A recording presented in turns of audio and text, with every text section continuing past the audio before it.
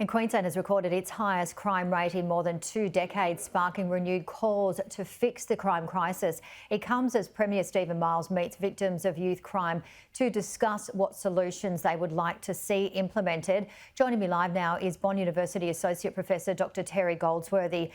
Dr Goldsworthy, thanks so much for joining us. We just saw that confronting package there with Matt Cunningham. And in Queensland, recorded monthly averages of 50,000 offences in 2023. We've heard people talking about they have no purpose, we need more police, we need more parenting. What is not working and what needs to be done, in your opinion? Yeah, good afternoon, Janie. Certainly there is a crime crisis in Australia. You know, if you look at youth crime across the big states such as New South Wales, Queensland, Victoria, most of the indices indicate that crime committed by youth is increasing. Northern Territory is also problematic.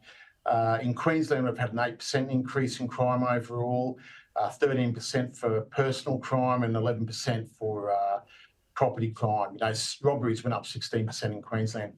So one of those people in your story just before I came on was quite right. He said, start with the parents. And I would agree with his sentiment. You know, if we're going to fight crime that we have at the moment, driven to a large extent by youth crime, you need to look at three issues. The one is preventing the criminal offending in the first place.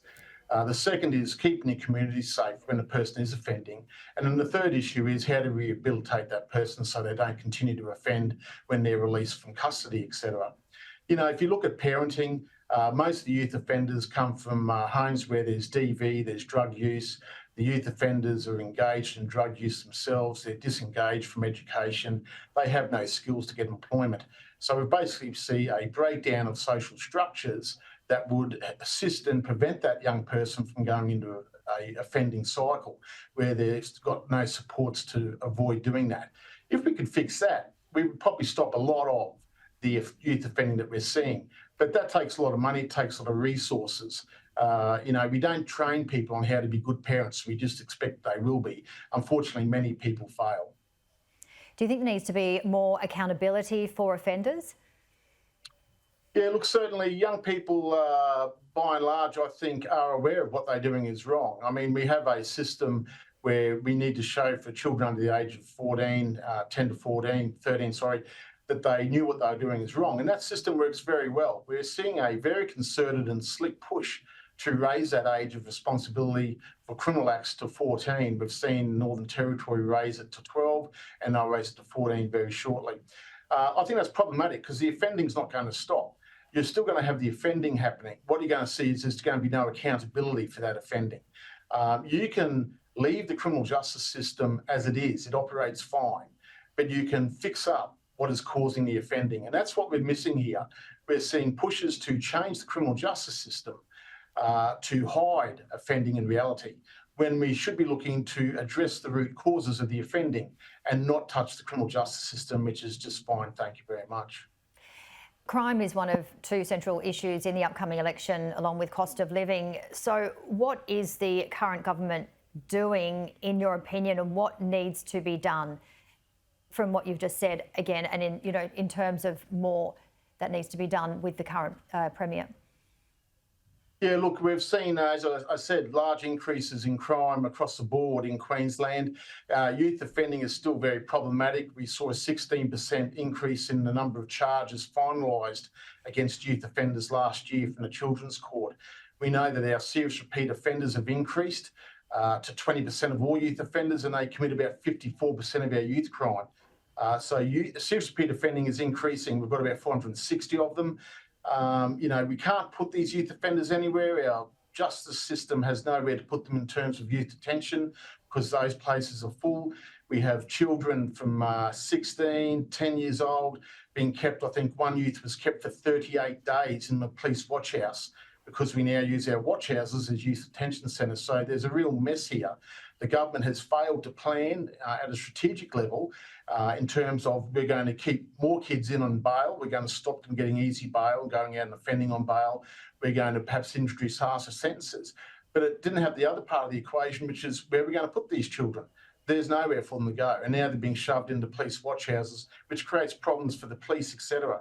We've also got problems within the police service.